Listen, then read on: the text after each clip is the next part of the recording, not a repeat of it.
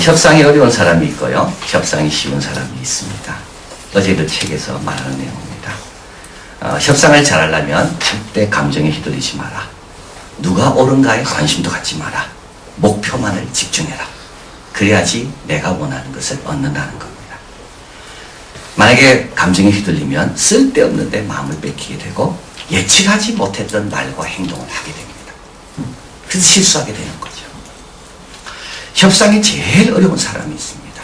협상이 안 되는 사람이 있습니다. 누굴까요? 원하는 게 그것 말고 없는 사람이에요. 이런 사람은 전혀 협상이 안 돼요. 협상이 쉬운 사람이 있어요. 뭐든지 넘어가는 사람이 있어요. 원하는 게 많은 사람이에요. 사탄이 유혹할 때 제일 잘 넘어가는 사람이 어떤 사람일까요? 원하는 게 많은 사람, 세상에 관심이 많은 사람은요, 사탄의 유혹에 다 넘어갑니다. 조그만 것에 다 넘어집니다. 원하는 게 많은 사람이 그래요. 그러나 원하는 게 없는 사람은요, 넘어지지 않아요. 넘어질 일이 없는 겁니다. 예수님 한 분만 원합니다. 하나님 영광 돌리는 그것만 됩니다. 이런 사람은 천하 영광 보여줘도 넘어가지가 않아요. 그러나 세상에 내가 어떻게 인정받고 세상 사람들이 나를 어떻게 여겨야 되는가, 그에 대한 관심이 많은 사람은 천하 영광 보여주면 거기 다 넘어가는 겁니다. 우리 예수님은 왜 흔들림이 없습니까? 원하는 게 딱 하나밖에 없으니까. 성경에 당신에 대해 기록된 대로 아버지가 예정해낸 대로 그 길로 가는 것만이 예수님의 유일한 소원이었고 욕망이에요.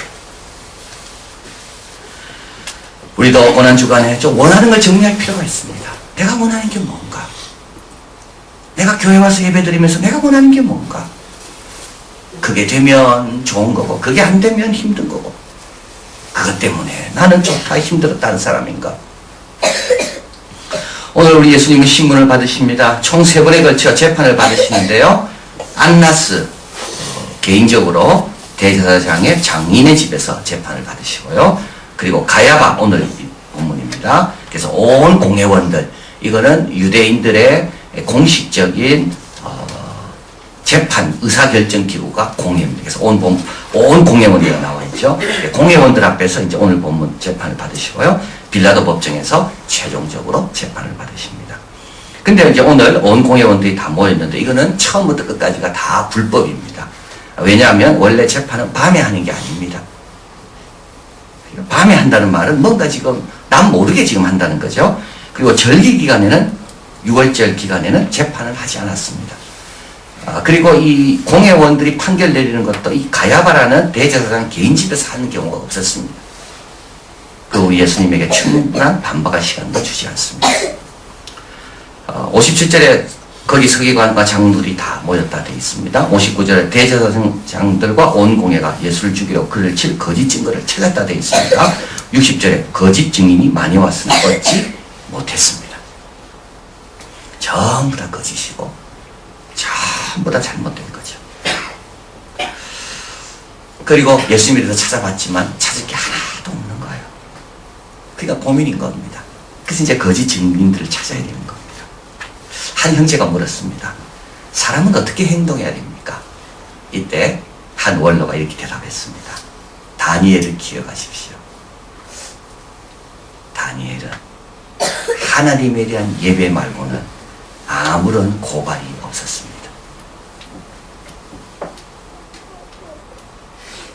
여러분 어떻게 살아야 됩니까? 하나님에 대한 예배 말고는 아무런 다른 고발이 없었다. 다니엘에게 문제가 된 것은 예배뿐이었지 일상적인 삶에서 다른 사람들은 다 다니엘을 인정했다는 겁니다. 우리 학생들도 마찬가지예요. 어떻게 학생해야 됩니까? 예배에 대한 고발 말고는 너에 대해서는 아무 힘이 없다. 다니엘은 다른 걸로 고발당하지 않았어요. 기도하는 것으로. 우리 예수님도 마찬가지입니다. 아무런 흠을 잡으려도 아무런 흠이 잡히지 않습니다.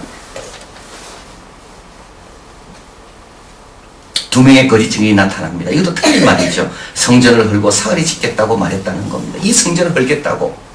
근데 예수님은 자기 육체를 가리키는 거였는데 거짓 증인이 이걸 이렇게 증언하는 겁니다. 그래서 예수님께 묻습니다. 너는 어떻게 생각하느냐? 이때 예수님은 뭐라고 63절에요? 예수께서 잠잠하시거늘. 원하는 걸 얻으려면 어떻게 하라고요? 누가 옳은 걸 딱 탓하지 마라 그랬습니다. 예수님은 잠잠합니다. 여러분 이걸 좀 배워야 됩니다. 우리가 다 말도 안 돼요. 다 엉터리예요. 다 나에게 뒤집어 씌워요. 이때 어떻게 하라고요? 잠잠하라고요. 잠잠하라고요. 이걸 가리켜서 주권적인 침묵이라고 말합니다. 힘이 없어 가만히 있는 게 아니에요. 몰라서 가만히 있는 게 아닙니다. 하나님의 주권을 인정하기 때문에 가만히 있는 거예요. 잠잠하시고 말하고 싶을 때 잠잠하십시오. 이것부터 좀 해야 됩니다. 예수님은 보면 다 알잖아요. 전부 거짓말이고.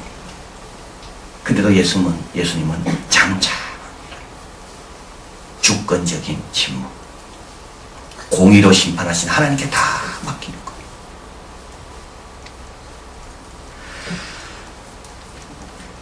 대제사장이 묻습니다. 너는 너 자신을 하나님의 아들 그리스도라고 생각하느냐? 이때 예수님께서 뭐라 말씀하십니까? 64절 같이 있습니다. 예수께서 가라사대 내가 말하였느니라. 그러나 내가 너희에게 이르노니 이후에 인자가 권능의 우편에 앉은 것과 하늘 구름 타고 오는 것을 너희가 보리라 하시니. 자, 이 말도 정말 말이 됩니까? 말이 안 됩니까? 이 말이 안 됩니다. 대제사장이요 이렇게 묻습니다. 네가 하나님의 아들이냐? 이거는 조롱하는 겁니다. 너희 끌려와 앉아있는데 네가 하나님의 아들이라고? 네가 최종적인 그리스도라고? 야, 너 스스로 생각해도 이게 말이 되는 거냐? 힘이 있으면 네가 한번 해봐. 지금 이 말입니다. 근데 예수님이 여기서는요 놀라운 증언을 하십니다. 자기를 위해서는 다 침묵하세요. 그러나 하나님의 역사와 하나님의 뜻에 있어서는 예수님은 분명하게 말씀하는 겁니다. 인자가 하나님 보좌와 함께 우편에 앉아 오는 것을 너희들이 다 볼 것이다.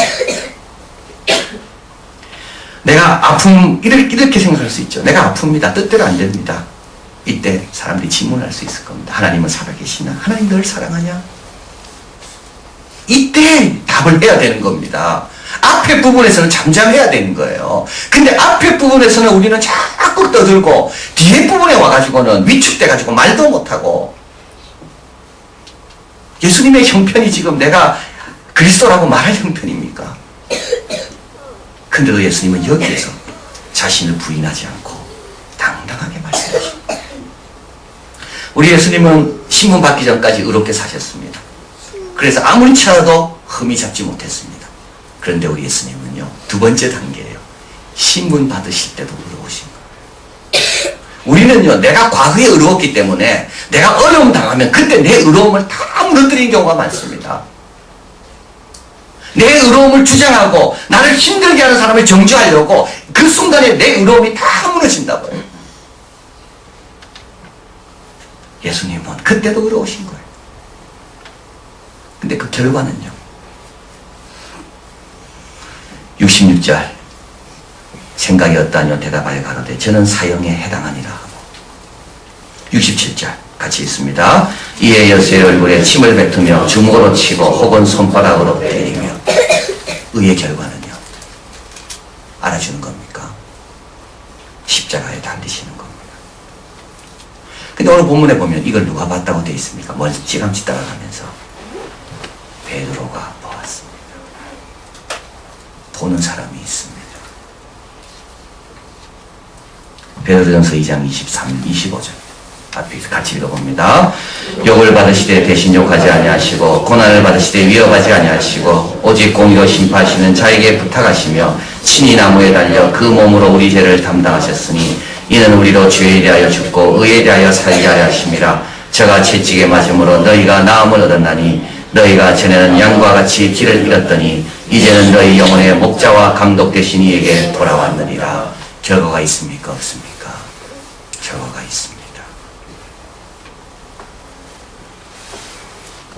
욕을 받으시되 욕하지 않고 고난 받으시되 위협하지 않고 공의로 심판한 자에게 다 부탁하시며 친히 나무에 달려 그 몸으로 우리 죄를 담당하셨으니 이는 우리로 죄에 대하여 죽고 의에 대하여 살게 하려 하십니다. 제가 채찍에 맞음으로 너희가 나음을 얻었나니 너희가 전에 양과 같이 길을 잃었더니 이제는 너희 영혼의 목자 대신 감독 대신 네게 돌아간다니라. 하나님의 흠없는 어린 양이 되셨기에 우리의 죄가 온전히 해결된 겁니다. 우리는 목자와 감독에게 돌아왔고 그 다음에 더 중요한 거죠. 우리는 죄에 대하여 죽고 의에 대하여 살 수 있는 새 생명을 얻게 되었습니다. 다시 말하면 죄에 대하여 죽고 의에 대하여 산다는 말은 예수님처럼 그 고난에 동참할 수 있는 영광을 우리가 얻었다는 겁니다. 왜냐하면 죄인은 아무리 고난당해도 남을 위한 고난이 될 수가 없거든요.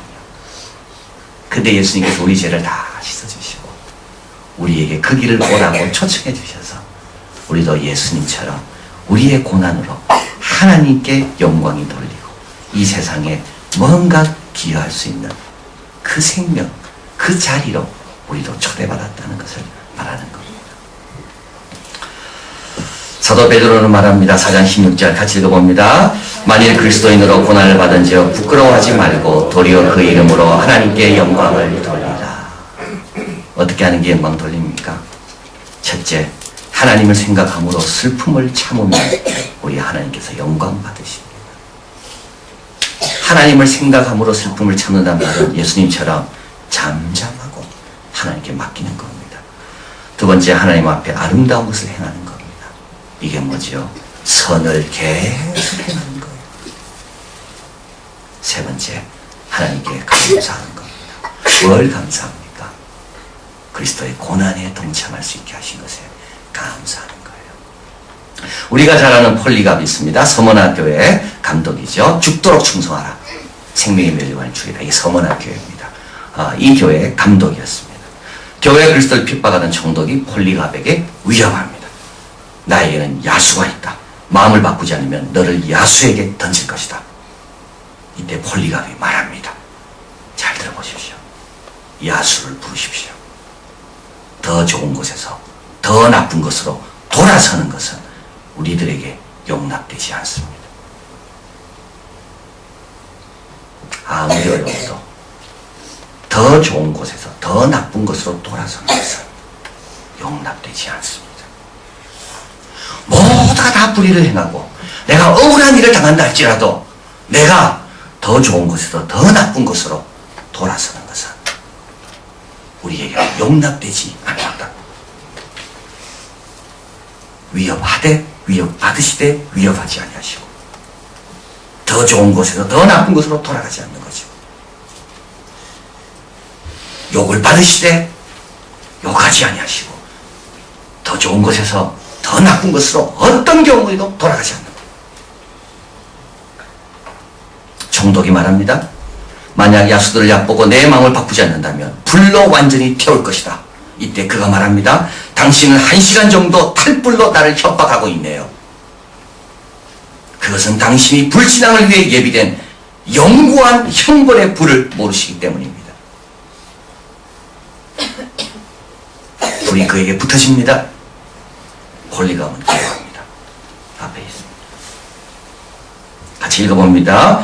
제가 이날 이때를 위해 가치 있다고 여겨주신 주님을 찬양합니다. 당신 마음에 드는 재물로 내가 받아지게 하옵소서. 이 일 그리고 이 모든 일에 대해서 당신을 찬양하고 찬미하며 영광을 돌립니다. 우리의 기도 제목이 뭔가요? 온전한 재물이 되게 해주십시오가 기도 제목인 겁니다. 내가 왜 억울한 일을 당합니까가 기도 제목이 아닙니다. 왜 나에게 어려움이 있습니까가 기도 제목이 아닙니다. 저 사람을 하나님 좀 보내주십시오가 기도 제목이 아니에요. 이거는 더 좋은 데서 더 나쁜 데로 나아가는 거예요. 우리의 기도 제목은 뭡니까? 나를 온전한 재물이 되게 해주십시오. 제가 이날 이때를 위해 가치 있다고 여겨주신 주님께 감사합니다. 이 일 그리고 이 모든 일에 대하여 당신을 찬양하고 찬미하며 영광을 돌립니다.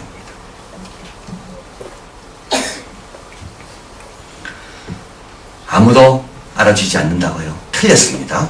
그거는 사탄이 하는 말이고 이거는 믿음 없는 사람이 하는 말입니다. 내가 의를 행하는데도 아무런 결과도 없고 아무도 알아주지 않습니까? 그건 틀렸습니다.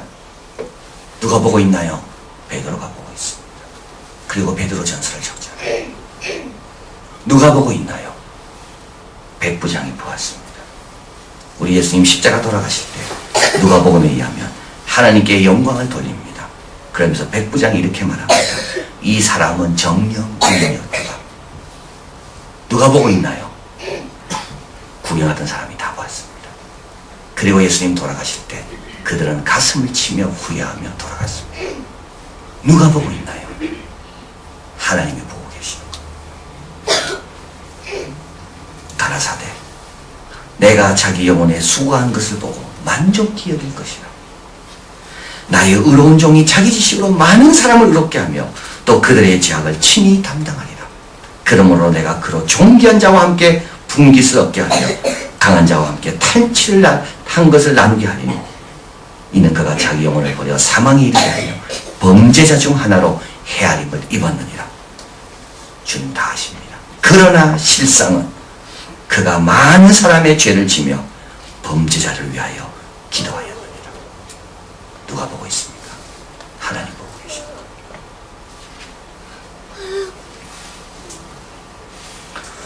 우리도 여러분 오늘 상황을 꼭 기억하시고 본인의 억울한 것만 생각하지 마세요. 본인이 옳고 남이 틀린 것만 보지 마세요. 그럴 때 다 넘어지는 겁니다. 더 나쁜 데로 내려가는 겁니다. 이 일에 합당한 자로 이겨주시니 감사합니다. 그리고 온전한 재물이 되게 하여 주시옵소서. 이 가운데 선을 행할 게 뭐가 있습니까? 우리 하나님 영광 받으시고 누군가 좋은 영향을 받을 것이며 하나님이 원하시는 일이 우리를 통하여 이루어지게 될 줄 믿습니다. 기도하겠습니다.